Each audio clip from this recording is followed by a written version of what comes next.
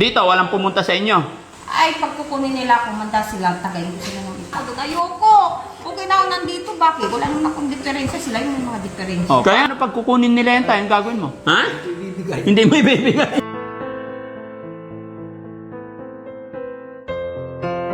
Ay, may pera ka pa dyan? Meron pa ito, May- pinabibili ko ng mga candy-candy. Oo. Huwag masyadong candy, ha? Pabunot ko na lang yung pasta ko dito. Oo. Sige. Kailan? Di ko alam kung nandito si ano.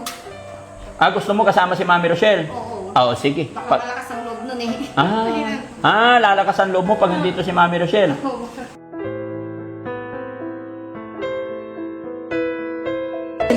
Oh, hati kayo. Andiyan pa. Sige lang. Hindi. Wala naman silang trabaho. Okay lang yun. Para masay... Mag-style lang naman sila. Okay kasi lang. kaya nila darating. Okay lang yun.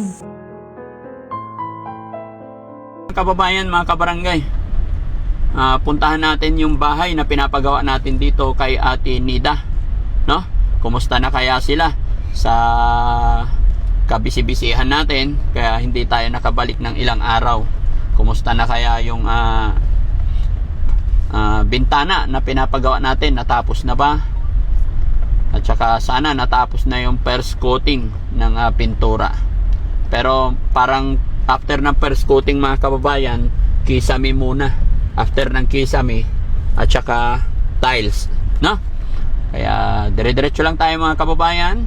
Maraming salamat po sa inyong lahat na nakasuporta sa Team Daddy Frankie. Sana maayos na matapos tong bahay ni Ate Nida. At saan man po kayo naroroon, Luzon, Visayas, Mindanao, mga kababayan, ay mag-ingat po tayo. Lagi tayong ligtas. At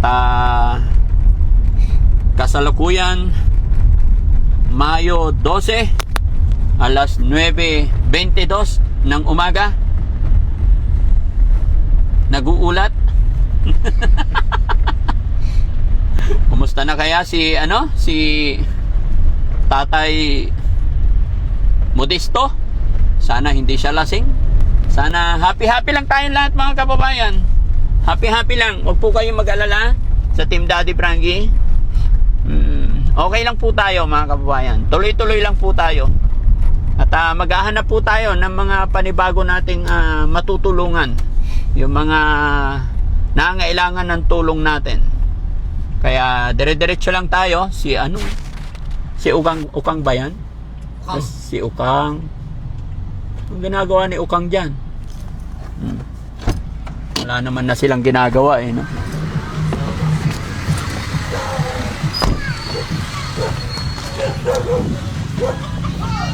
Nakahubad na naman si tatay. Laging nakahubad yan.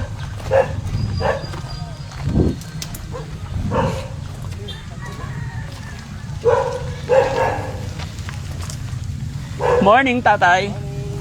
Nakahubad ka na naman, ha? May gumagawa, tay?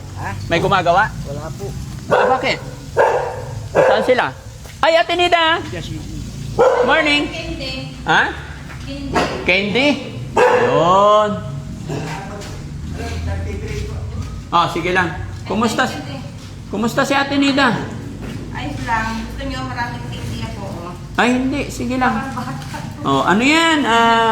Ano tawag sa candy na yan? Jelly Ace. Jelly, tapos ko po. Tanggol, huwag kang maingay. Tubig ko. Mm-mm. Ayun. Yung gamot mo, Ate Nida, kumusta? Ayos lang. Yun na. Minom ka naman. Ano sabi ni Foreman, ba't walang gumagawa ngayon? Ewan ko, baka pahinga nila siguro. Ano bang araw ngayon? Kahapon may gumawa? Wala rin. Wala rin po. Mula nung Lunes, walang gumawa? Wala. Wala po. Okay, yun pa rin. Pero yung bintana, naikabit na lahat? Opo. May screen na? Meron na po. Very good. Pinagdala sila ng konti na kahapon. Kahapon nila kinabit. Pumunta sila dito, ganun yung oras.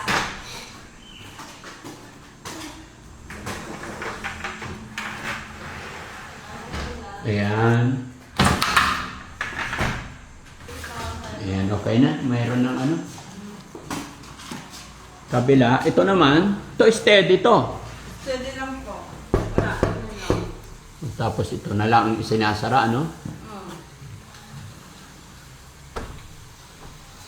Okay. Okay din. No? Sa kabila, sa kwarto mo. Ganun din po. Nilagari nyo na? Oo, niligari namin, nilabas namin. Dito kami natutulog. Dito kayo natutulog. Okay. So, ginawa nyo ng dalawa. Opo. Okay yun. Pwede rin. No?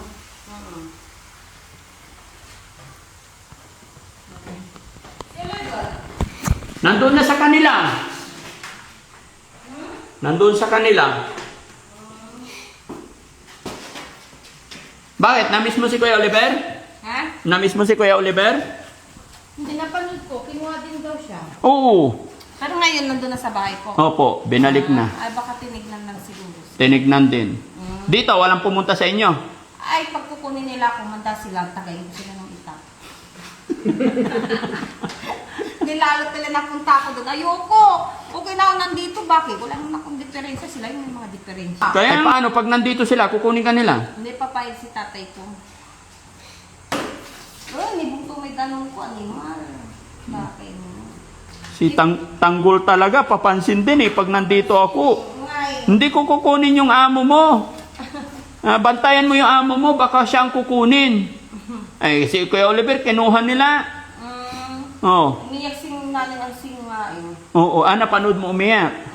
Oh, kaya ikaw, wag kang lalayas, baka ikaw naman makuha nila. Anong lalayas? Hindi, pag lumabas ka dyan, baka mamaya ikaw makuha. Ganon? Opo. Hindi. Tatay, saan si tatay? Ay, napipik. Dito ka, tay. Walang pumunta dito, tay? Dito ka po. Kaya ako, isa rin yung dahilan, ba't nagpunta ako dito? Sabi ko, kumustahin ko si Ate Nida, baka kinuha nila. Kinuha pala si Oliver. Oh, paano pag kukunin nila yan, tay? Ang gagawin mo? Ibibigay. Ha? Nandito na siya. Ha? Ibibigay. Hindi mo ibibigay. Paano pag pinilit ka? Ay, wala silang magawa. Wala silang magawa. Tama yun, tay. May karapatan po kayo. Baka ibalik din ako dito. May ano din Ano? pala. Ha? Ba't ganun? Kukunin nila. Nasa Yung bahay na. Hindi sila naikot. Mm-mm. Kaya nga, Hindi pwede. hindi pwede. Sabi nga ni Ate Nida, tatagain daw. Ay, wag mo nga. Ate Nida? Kasama. Ang gagawin mo pag may pumunta dito? Pag dadagdakin ko sila, tatagay ko sila ng itak.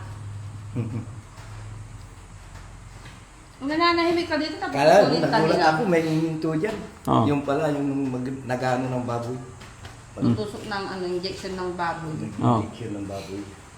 Nagulat ako. Kala ko. Nandiyan na si Mami Rochelle. Wala pa. Ang tagal naman niya. Bakit? Ay, wala. Hindi niyo kasama eh. Mm-mm. Mm, Baka sa 14 o kaya 15 andito siya. ay, fiesta. Saan? Dito sa amin. Fiesta, di ba tayo? Fiesta nyo ng 15? Oh, fiesta ng Barangay Pasima. Allah. Kakadikit lang kahapon ng yung denderitas. Ano handa nyo? Wala. Nung araw, marami kami handa, pero ngayon wala na. Alam nyo namang hirap. Buti nga, nandiyan kayo nagpagawa nga ng bahay. Hindi pa to tapos. Baka may tinatapos lang si Foreman, ha? Mari. Oo. Di ba? In-order na namin. Kaya siguro hindi sila gumawa. Wala pang gagawin. Kasi pinapauna ko yung kisame bago tiles. Bago tayo. Sabi ni Foreman, umorder na siya ng umorder na siya ng... Ito. Oo. Metal paring para pagdidikitan. Hinihintay na lang siguro yun. No? Para hindi masyado. Nagpapahinga si Kuriman. Ha? Nagpapahinga. Ay, o baka busy dun sa inyo, sa Aliaga. Opo. Yun. May ginagawa doon sa kabilang bakod. Hindi. Patapos naman na baka pinukusan nila yun, tapos pupunta dito. And then kay Kuya Oliver. No? Kaya... Nagdinis ako kanina. Ha? Oo. Kaya mo kasi pag sinimin, pag nilagyan niyan tayo ng Tinanggal ko alikabok. oo. Hindi na siya. So, pwede lang may piprito yun. Oh, tapos Ano ulam? Ang tatay basti. yung dalaga mo ko. Oo, namili kayo. Ang bumili yung kapatid ko, si Ukang. Oo. May pera ka pa sa akin? Ay, may pera ka pa dyan? Meron pa ito. Pinabibili ko ng mga kindi-kindi. Oo. Huwag masyadong candy, ha? Maganda yan para masira na matuluyan yung ngipin ko para bunutin na. Hindi, Para bababa yung dito ko, tapangit. Palinis natin yung ngipin mo. Huwag na, ang sakit kaya magpapalinis ng ngipin. May nagbigay ng 5,000, pampalinis ng ngipin mo. Ay, hindi ko na pinapangarap. Gusto ko bunutin na yung ngipin ko. Ay, di pa bunot natin. Oo. Pero Ha? malakas ang tulog ko. Sino yon? Patingin nga listahan. Connie Hines. Ha? Connie Hines. Connie Hines. Para ba iba na naman? Oo, syempre, nagbigay sila ng 5,000 plus, sabi, ipalinis yung ngipin mo. Eh kung sira, di pa bunot, tapos ipakulot yung hair mo. Huwag na, di ba nariban na ko? Di Oo. na papangit. Mm-mm. Kahit ano na lang. Maganda na yung riban eh. Oo, kahit ano na lang. Palinis yung ngipin mo, tapos pabunot kung ano yung... Pabunot ko na lang yung pasta ko dito. Oo, sige. Dito. Kailan? Di ko alam kung nandito si ano. Gusto mo kasama si Mami Rochelle? Oo. Oo, sige. Baka malakas ang loob nun eh. Lalakas ang loob mo pag nandito si Mami Rochelle. O, sige. At least sinasabi ko sa'yo. Ha? Eh, dumating yan kahapon. Nag-message sila. Pinadala sa akin yung pera na yan. Kunin ko lang yung listahan para masabi ko yung exactly amount.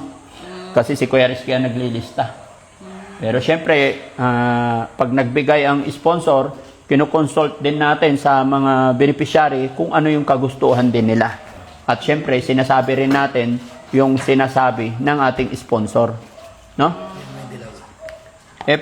Ito, si Miss Hines. Ayan. Nagpadala siya ng Connie Hines.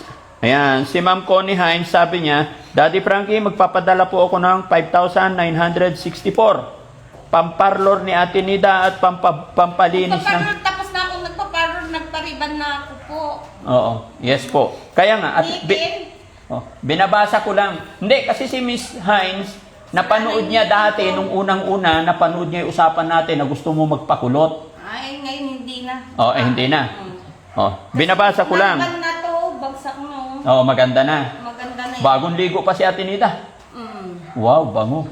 Hindi ko pa nilagyan. Hindi mo ng kumusta, principal hindi mo sa i-shoutout tubig. si Hindi mo i-shoutout si Puriman.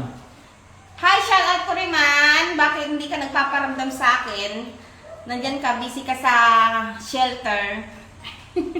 Hindi, andun siya sa asawa niya. Ay, sa asawa niya pala. Ay, nandyan ka pala sa asawa mo isa. Paano pag nandito siya? Yun na yun, mapagbasa ko rin man. Isa lang minamahal niya. Mapagmahal si Puriman. Oo. Ay, paano pag pagmahalin ka rin niya? Anong gagawin natin? Hindi ko alam.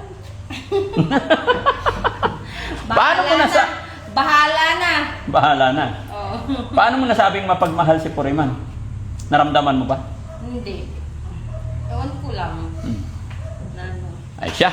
Eto, si Miss Connie Hines, sabi niya sa akin, Daddy Frankie, magpapadala ako ng 5,964. Pampaparlor, pampakulot, at pampalinis ng ngipin ni Ate Nida.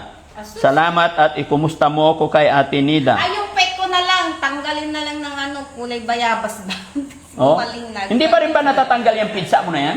Hindi, okay na. Para bang ganito lang sa mga binti, kulay bayabas. Peklat na lang. Peklat na lang. Okay. Sa pet ko. So, Meron ka doon. Wala nang pag-asa. wala nang pag-asa. Meron. Joke lang mga artista lang yun. Meron, habang may buhay, may pag-asa. Di ba? Ma'am Connie Hines, maraming Kulay sa... bayabas na tong mga binti ko. Okay. Para pa kayang pet ko. Ma'am Connie Hines, maraming salamat po. Pasensya na kayo, medyo na-delay po. Pero ngayon, andito na kami. I-schedule na lang namin ni Ate Nida. So, ang gusto ni Ate Nida is pag nandito si Mami Rochelle para may mag-assist sa kanya. Tama nga naman, siyempre, babae yan. Pero kung wala man si Mami Rochelle, walang problema. Dahil nandito naman si Ate Feli. Pwede na namin, pwede namin siyang isama-sama sa pagpunta or pag-rescue, pag mga babae yung i-rescue, kasama natin si Ate Feli. Dahil hindi naman na po siya ganoon kabisi. Gaya na aking sinabi mga kababayan, sa lahat po na nangyayari sa atin, si God lang po ang nakakaalam. May mas magandang plano, may purpose ang ating Panginoon. Basta ang gagawin natin, tuloy-tuloy lang po tayo parati. No? So, Ate Nida, last question po, 5,964, bigay ni Ma'am Connie Hines, ang sinabi niya, ang sinabi niya, pampalinis ng ngipin, pero gusto mo magpabunot ka. Opo. So, hintayin ba natin si Mami Rochelle? Hintayin na lang. Okay, very good.